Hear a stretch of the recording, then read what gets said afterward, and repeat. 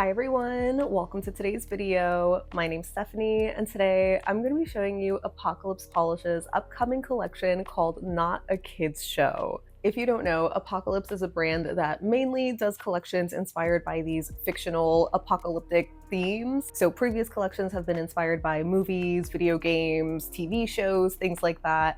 And while this is sort of TV show related, it is a little bit different since it is inspired by kids shows that technically weren't really kid friendly. It's an 8-piece lineup that you can see here on the bottom, and alongside that is also releasing 3 breakfast themed cuticle oils and a new supply drop or charity polish that's going to be supporting Rainbow Railroad. So I'll share some more information on everything at the end of the video after comparisons. For now, let me just show you the swatches.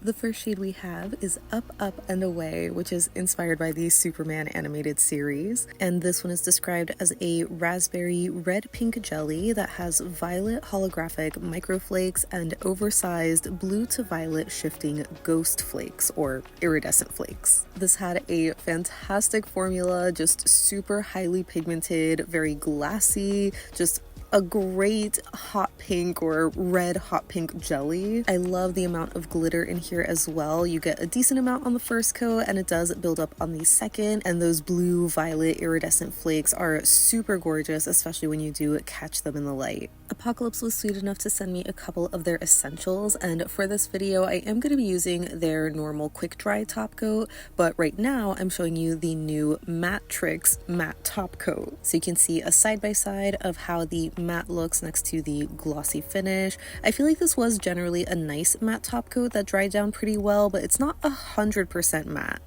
Next we have Call Me Beat Me, which is inspired by Shigo from Kim Possible. This one is a black jelly that has a green and violet holographic microflake and ultra chrome chameleon multi-chrome flakes that shift from green to blue to violet. I feel like this collection has a couple of these jelly iridescent flaky bomb type of polishes with some hollow glitters and whatnot, but this one was a little uneven on that first coat as you saw. I think the flakes in this being a little bit bigger maybe compared to the last shade, it just kind of dragged some of the polish and it made it a little bit finicky to work with, where you can see even on the second coat I'm sort of dabbing around on the nail a little bit just to get the most even coverage, and it was a little bit thick on the second coat admittedly, or it was just my fault, I was a little too heavy-handed. I think this would probably look better if you do 3 thinner coats as opposed to the 2 thicker ones, but it did look really cool in the end. Up next we have Omelette Du Fromage, which is inspired by Dexter's Laboratory. This cheesy yellow omelette jelly has orange and gold holographic microflakes and UCC multi-chrome flakes that shift from gold to orange to pink. I know food-themed polishes are not for everybody, and yellow jelly polishes are also not for everybody, so I imagine there is a sect of people out there not really vibing with this polish, but I would also imagine that there are some people loving this one. As you know, I love yellows, I love jellies. You might not know this about me, but I also really love eggs, so I love omelets. I'm not sure how I feel about this one, but I know that I love the reference specifically, so I think that's what's saving it for me. But either way, it had a great formula. Then we have Time to Take Over the World, which is inspired by the catchphrase of The Brain from Pinky and the Brain. As you can see, this is an eye-searing neon pink jelly with some blue shimmers and larger blue to violet ghost flakes or iridescent flakes. This had a really lovely formula, definitely on the jelly side, similar to the last polish and the first one. I mean, technically, Call Me Beat Me is a jelly, but because it's a black base, I feel like it can just look more buildable. But with all these other ones, I feel like you could just see more visible nail line, you know? So this did build up really nicely in 2 coats, definitely very even, just a little bit, you know, glassy like a jelly. But I did also do a 3rd coat for my side-by-side of the glossy and matte comparison because I just couldn't help myself. It's a hot pink neon jelly. It is so gorgeous, and I loved those blue iridescent flakes. Next we have Courage, which is obviously inspired by Courage the Cowardly Dog. This is the only thermal from the collection, and it shifts from a lavender when warm to a deep violet when cold. I am running kind of warm here, so if you see at the very tip of my nail, it is that slightly darker violet shade, which will be a little bit more apparent in just a moment. But yeah, I would say this has a crelly leaning formula, and it's also loaded with multi-chrome pink to purple reflective glitter and a multitude of iridescent and multi-chrome flakes that shift from blue to violet to pink and pink to orange to gold. Apologies, I didn't realize this had a reflective glitter in it, so I don't have a clip of it under flash, but even with just the flakes in the base, I thought it had a really nice contrast. The flakes in this are a bit smaller compared to the previous polishes so far, and I almost forgot to mention this is a glow in the dark that glows a darker blue violet sort of shade. I feel like I was struggling capturing it on camera, but in real life it looked nice. The next polish we have is Fairly Odd, which is inspired by the Fairly Odd Parents. This is a zesty green jelly that has large particle multi-chrome shimmer that shifts from orange to green in extreme lighting, and multi-chrome reflective glitter that shifts between orange and green. Now, this one, I did realize that there is reflective glitter, but I just thought it was silver, and so I didn't think to include a clip under flash because we've all seen silver reflective glitter before. But I am curious now about this multi-chrome reflective shifting from orange to green. So if you want to see me swatch this again under flash, I will do that in a short video, but either way, this one had a little bit more of a crelly, almost buildable kind of formula, so I had a lot better coverage in two coats with just a small hint of nail line. Then we have Jinkies, which is inspired by the iconic catchphrase from Scooby-Doo. Jinkies is a coral glitter flaky bomb with a mixture of orange and pink holographic micro glitters, orange and pink holographic micro flakes, and UCC multi-chrome flakes that shift between pink to orange to gold. This had a pretty nice formula where it's like a very lightly tinted jelly base, but it's absolutely packed with all of those flakes and glitters, so it still is really full coverage. I guess you could try this as a topper. It probably would look better over darker shades, but I feel like it looks nearly fully opaque in just two coats alone. I haven't mentioned it so far, but I feel like it should go without saying that for all of these polishes, since they're so packed with glitters and flakies, you are probably going to want to use a glitter smoothing top coat and a peel off base coat for easy removal. And lastly, we have the titular shade of the collection, Not a Kids Show, and this one is inspired by the TV static of Years Gone By. It has a silver and lavender hollow glitter base with a multitude of holographic flakes and multi-chrome flakes that shift from blue to violet, green to blue to violet, and pink to orange to gold. This is definitely a very lavender slash pink heavy kind of color as opposed to the silver in the base, and honestly I wish that TV static looked like this. I would be glued to the TV screen even more than I was growing up. As you saw, this had another nice formula, just absolutely packed with all of those glitters and flakes, so really similar to the last shade where I basically got it fully opaque in two coats. You just might need to do some dabbing in some areas. The last polish I have is This Is You, No More Hiding, which is a supply drop or charity shade. It's inspired by Mystique from X-Men, who is a shapeshifter with blue skin that eventually learns to embrace it. This is described as a deep indigo jelly that has violet holographic glitter flakes and a multitude of larger flakes that shift from pink to orange to gold. This retails for $14 and $7 per bottle will be donated to Rainbow Railroad for the month of June in honor of Pride Month. As expected, this had another really great formula, definitely a very juicy and pigmented jelly base, very full coverage, even on two coats alone. I feel like it's so hard to see your visible nail line, so I can't imagine people needing 3 for this one because it's so dark and there's so many flakes. So yeah, this is just super stunning. I loved the contrast. And here's my little thumb swatch collage of the Not a Kids Show collection and the supply drop shade because I thought it was too beautiful not to include. I love how bright and colorful these are and just so sparkly too. Now getting into comparisons, we're starting with Up, Up, and Away, and this immediately reminded me of Mooncat's Forces of Evil, as well as Cracked Polish's Thanks for the Mammaries, both of which are these red, hot pinky kind of jelly bases with these iridescent flakes that are mainly a cobalt blue shade. There are some hollow glitters in the Cracked, but overall I wouldn't call these dupes, unfortunately. Up, Up, and Away is definitely the darkest, hottest pink. I figured I could share a little sneak peek of an upcoming PPU shade from Cracked. It's called Sprouse, and it's another hot pink jelly with blue iridescent flakes, but for a slightly darker pigmented base, I wanted to see Starrely's Bloodbelly jelly, which I thought was going to be close color-wise, but it is actually a bit darker, at least when doing 2 coats as seen here. Maybe if I just left it at 1 coat, it would be closer. Next for Call Me Beep Me, I wanted to show this next to Mooncat's Chemical X from the Powerpuff Girls collab, just because it's the only other black jelly base with rainbow iridescent kind of flakies, but it is a much more colorful mix in the Mooncat versus the green and purple combination in Apocalypse. I don't know if I just had bad application or if I forgot how sheer the Mooncat was, but this is 2 coats of each. Next for Omelette Du Fromage, I pulled out Holo Taco's Sunshine Crush and Cracked Polish's Catch Those Rays. The Holo Taco I thought was going to be a little closer color-wise, and the Cracked just because it's a yellow jelly. So neither of these are dupes, but they're kind of close color-wise, but not really. I think the Apocalypse is a bit darker and warmer. Then for Time to Take Over the World, I knew I had to see this first next to Glitch's Act Up, which is another hot pink neon jelly with these blue iridescent kind of shimmers.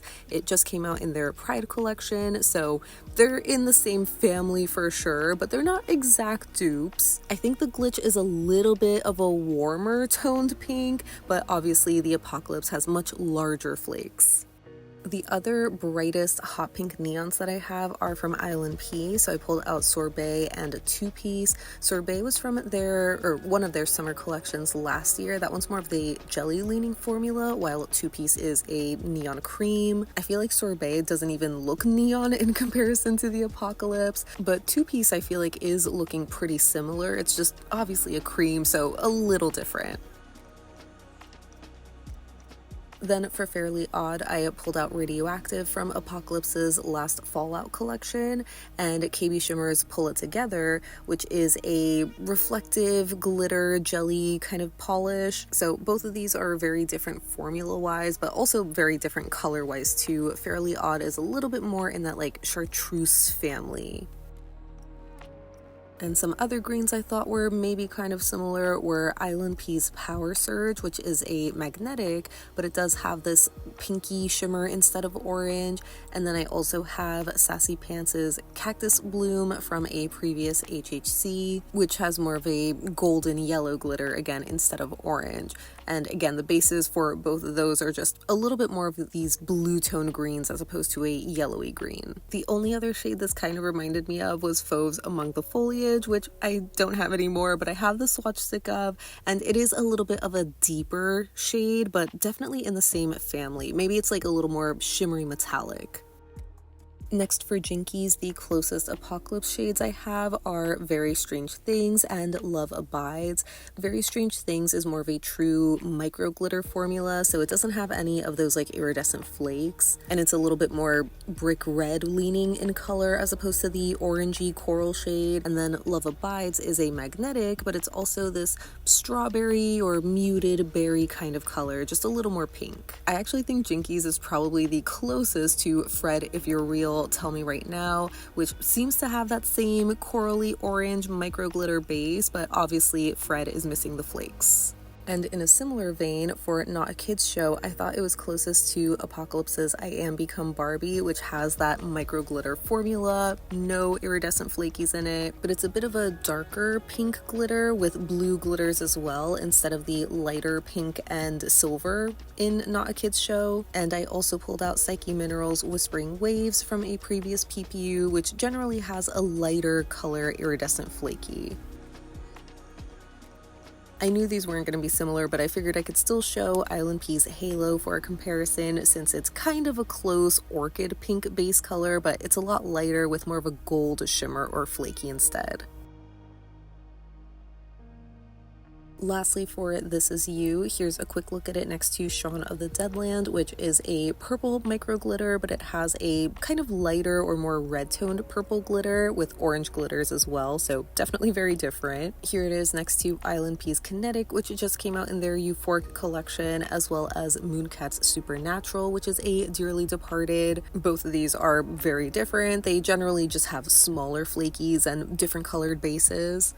So I think the closest shade this reminded me of was Prism Parade's Fangtease from their Bloodlust collection for Valentine's Day. It's a purple jelly base with these pink and purple iridescent flakes, and I also have another sneak peek from Cracked. This one is called Find Your Pride, which is a purple jelly base filled with some holographic glitters instead of these large iridescent flakes, and there's some iridescence in there, but it's just overall a much warmer shade of purple. Even the Prism isn't as indigo as the Apocalypse is. And lastly, here's my swatch stick of Fauve's Twilight Blooms from their Reflections of Monet collection, which is another deep purple jelly base with iridescent flakes, but the purple is more purple, less indigo, and the flakes are a bit more blue.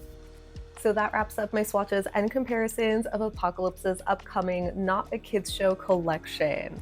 Everything is going to be launching next Friday, June 5th.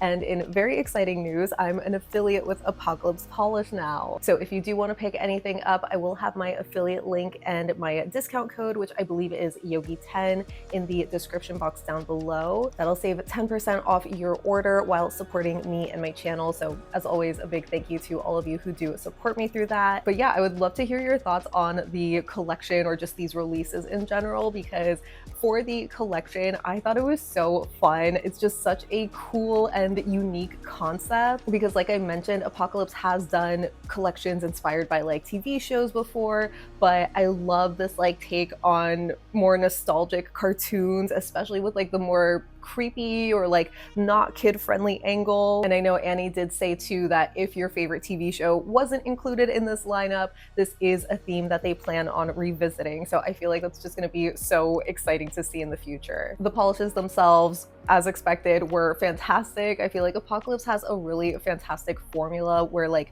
they've just nailed down everything. I feel like a lot of these formulas are also really unique too, where they're just these really interesting like flaky bombs that somehow look different compared to other flaky bombs that I have. But as you saw in some comparisons, some of the shades are a little familiar color-wise to other shades that they've already have. So it's just kind of like releasing a sibling polish in a way, or, you know, like a sister shade or something. I guess a sister is a sibling, but you know what I mean.